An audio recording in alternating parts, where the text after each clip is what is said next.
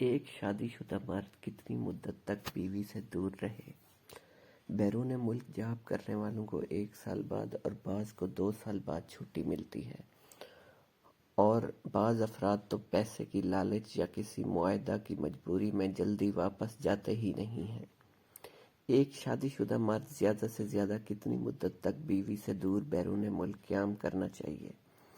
دور جدید کے مطابق احسن و افضل عمل کیا ہونا چاہیے؟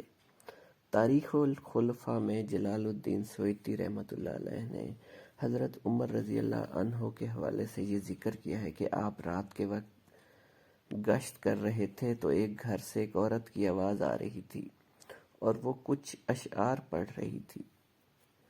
ان اشعار کا مفہوم یہ تھا کہ اس کا شوہر گھر سے کہیں دور چلا گیا ہے اور وہ اس کے فراق میں غم زدہ تھی۔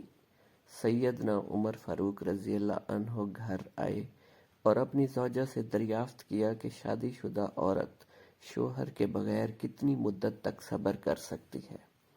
تو زوجہ نے جواب دیا کہ 3 سے 4 ماہ۔